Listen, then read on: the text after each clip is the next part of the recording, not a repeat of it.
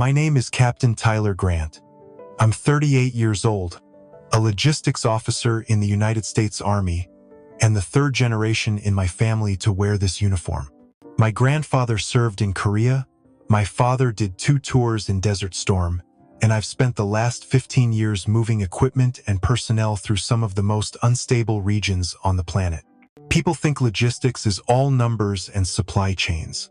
But in combat zones, it's about trust. One wrong shipment, one delayed convoy, and someone doesn't make it home. I've built my entire career on precision and accountability. Quiet work, mostly invisible. And I've been fine with that until recently.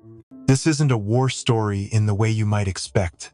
I'm not here to talk about explosions or firefights. This story starts in a conference room with fluorescent lights and bad coffee, the kind of place where careers die quietly. What happened to me didn't take place on a battlefield, but it cut just as deep. I wasn't wounded by bullets or shrapnel. I was blindsided by something more corrosive: betrayal. From the inside. Not from the enemy, but from the people I was supposed to trust. And the strangest part is, I almost let them get away with it. But not this time. Something shifted in me that day. Not a snap, more like a quiet turn of a key. And once that lock opened, there was no closing it. What came next wasn't about revenge. It was about making sure the truth saw daylight, even if it meant burning everything down to do it. It was a Wednesday morning when Brent slid the folded paper across my desk. I was halfway through my first cup of coffee, still going through field reports from the Southern Depot. He didn't say good morning, just tapped the page with one finger and smiled like he'd just delivered a birthday card. I didn't touch it right away, just looked at his face. Brent Thomas, Deputy Director of Operations. A man who'd never spent a day outside the wire, yet moved through command meetings like he'd earned a combat patch. He came in 2 years ago from a civilian tech firm and somehow climbed faster than anyone could track. I unfolded the paper. It was an apology script. My name at the top, typed in bold, underlined. An official statement for a systems failure we were still cleaning up. The words felt like they were written by someone who had never touched a logistics console in their life. I read 2 lines and felt my throat tighten. Brent said it was just protocol. Command wanted someone to take responsibility to calm the ranks. But I knew what it really was. I was the fall guy. And Brent was already halfway through his damage control tour, playing the role of composed leader while I took the public hit. He leaned against my cubicle wall like we were old friends, told me to read it at the morning sink, said it would show maturity, that it would reflect well on my record. I forced a nod, but inside, something cracked. I wasn't angry yet, not exactly. It felt more like a sinking weight. That moment, right there, should have been the end of it. I should have raised hell, called out the inconsistencies, demanded an inquiry. But I didn't. Maybe I was tired. Maybe I still believed there was a chain of command that actually worked. I tucked the paper into my folder and said I'd read it. Brent walked away like he'd already won. And I sat there staring at my screen, not reading a word of the report in front of me. I wasn't sure what hit me harder, the betrayal or how normal it felt. Like I had always known it would come to this, and just hoped it wouldn't be today. But something shifted. Quiet, subtle, a pressure building behind the walls. Brent thought he'd cornered me, that I'd fold to protect my career, to avoid the mess. He didn't know I'd been through worse, that my job wasn't the only thing I could lose and still keep going. What was I supposed to do? Play along? Smile while they smeared my name across the division? No, that paper wasn't going to be the end of my story. It was just the beginning. It was 2:14 a.m. when my phone lit up. I was asleep, half buried under a blanket that still smelled like the last field rotation. At first, I thought it was a weather alert or maybe a late message from HQ. Then I saw the subject line, System Failure, Region 3. I was out of bed before I could process the words. My apartment was dark, silent except for the hum of the old radiator. I stubbed my toe trying to find the desk lamp. The monitor flared to life, and that's when I saw it. 3 regional hubs offline. Logistics traffic rerouted, backed up. Auto alerts stacked like falling dominoes. No messages from anyone else. No response team. Just me and a wall of red indicators blinking like sirens. I didn't have time to guess what caused it. I jumped into the back end, digging through error logs and commit histories. Config files were mangled, routing protocols bypassed, security checks ignored. It looked like a brute force push straight into production. Unauthorized, sloppy, reckless. And I already knew who it was. Brent. He had access. He had the clearance, the titles, the ignorance to do something this stupid. I should have locked down that credential months ago. I had sunset it, left it dormant, but not deleted. My mistake. Now I was the only one awake to fix it. I started patching manually, one line at a time, like a medic sewing up a torn artery. I rerouted incoming requests, reset the load balancers, cleared corrupted cache layers. The system wheezed and coughed like an old engine, but it held. For now, by 3:30, I had stabilized 2 of the 3 nodes. The third kept slipping. I was running out of tricks and energy. My eyes stung from the screen glow, and my fingers were stiff. I'd been here before, cleaning up someone else's mess while they slept through the fallout. And this time, it felt different, not just exhausting, personal. I stared at the monitor. Brent wouldn't pay for this, not unless someone made him. And I was done being quiet. I sat still in front of the camera, shoulders square, uniform crisp, face unreadable. The screen was filled with familiar faces, all boxed into digital frames. Brent sat in his usual spot, slouched back, the ghost of a smirk already forming like he knew this was just a formality. The apology script lay in front of me, printed in heavy ink, folded once down the center. I unfolded it slowly, deliberately, as if buying time. Then I began to read. I regret the recent disruption to operations and accept full responsibility for the oversight that occurred under my watch. My voice didn't waver. I made sure each word was calm, steady, not robotic, but measured, like I meant it. And maybe, in some twisted way, I did. I regretted staying silent for this long. I regretted letting him believe I'd roll over again. As I read the next paragraph, I reached toward the laptop. My fingers brushed the edge of the webcam. I gave it a slow, subtle turn, the kind that didn't feel intentional. The frame shifted. The image panned away from my face, then landed on the server room door. A uniformed auditor stood outside it, holding a clipboard, badge visible. The security officer next to him had just finished unlocking the door. The audit was real, it was happening now. And every face on that call saw it. The silence hit hard. No one moved. Brent leaned forward, eyes narrowing. The color drained from his face. The CEO, usually too busy to attend anything below DEFCON 3, was unmuted now, his voice a sharp whisper, asking legal if they knew about this. No one answered. I finished the last line of the statement. Then I looked directly into the lens. I held it just long enough for every executive to understand what they were seeing. Long enough to let them wonder what I had done, what was coming next. Then I ended the call. No explanations, no further comments. Just a flat click as the screen went black. The power shift didn't come with yelling or threats. It came with the kind of silence that follows something irreversible. I stood up from the desk and walked away, leaving the script where it lay. And for the first time in weeks, I didn't feel small. I felt in control. I returned to base that afternoon, calm on the outside but locked in. No meetings, no greetings. I went straight to the server room. In the back, tucked behind the old printer node, was the unit no one touched. I'd set it up months ago. Silent, air-gapped.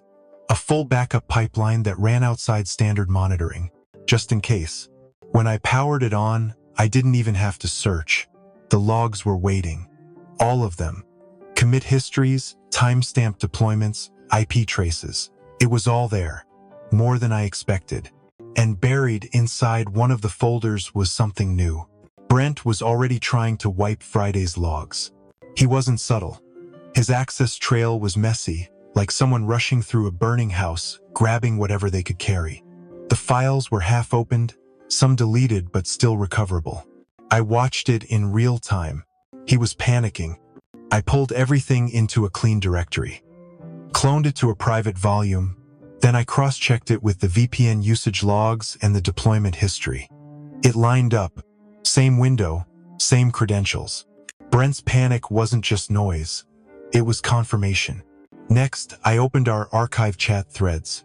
Brent's tone changed quickly over the last month.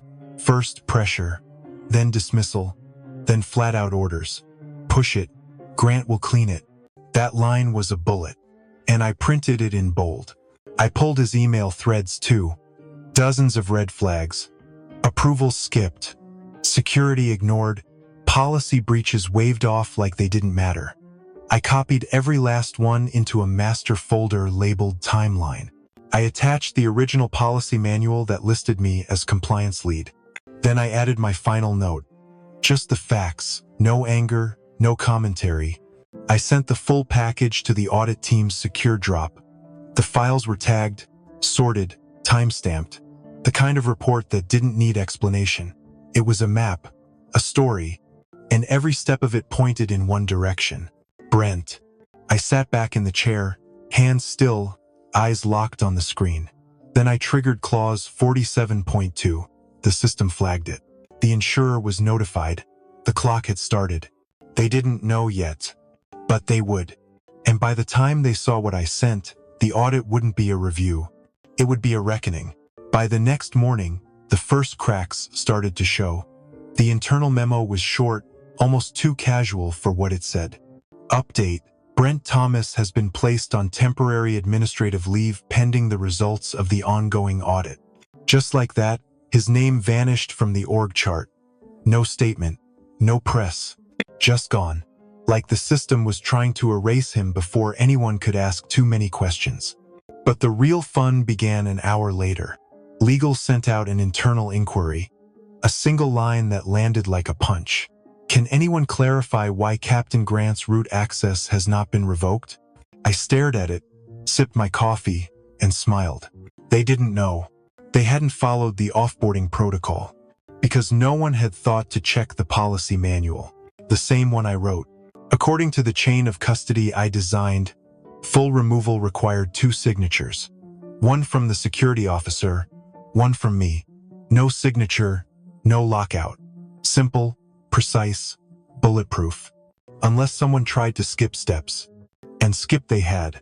I let the silence hang before I responded. Then I dropped the excerpt into the thread. Highlighted, annotated, clear as day. Refer to offboarding procedure 9.3. No signature, no revocation. It wasn't just a policy. It was a trap they built for themselves by ignoring the rules. The reaction came fast. Slack threads blew up. Emails pinged from every corner of the base. Half the room scrambling to explain, the other half trying to look innocent. Me? I didn't say much after that. I didn't need to. They were too busy trying to understand how Brent got this far without oversight. How he'd been allowed to run operations with no checks, no accountability. And how I had stayed invisible just long enough to make them think I wasn't watching. I was always watching, not to gloat, not out of pride, but because someone had to. And now, it was too late for them to fix it quietly. The fallout had already begun. I sat at my terminal, hands steady over the keys. No hesitation. I entered the command, hit execute, and watched the system respond. Lockdown protocol activated. Every admin session across the network expired in seconds. All active users forcibly logged out. Access credentials stripped. Production environment sealed. Only one account remained with full control. Mine. Across the building, I saw it unfold on the feed. The third-party auditor stepped into the server room, clipboard in hand. Calm, professional, no drama. But the timing was perfect, a visual echo of what I had just done. Then, right on cue, Brent forced his way into the executive call. His voice cut through the feed like a siren. He's overreacting. This was just a test. No harm done. He was sweating, angry, desperate. I didn't flinch. I unmuted and spoke with the same calm I'd used to read the apology. Did you read clause 42.7? Silence. Every face on that screen turned. Brent froze. He knew the clause. He had ignored it. And now it was live. I walked them through every violation, one by one. Dates, times, access logs, commit hashes. He bypassed approvals on March 3rd. Forced deployment on March 12th.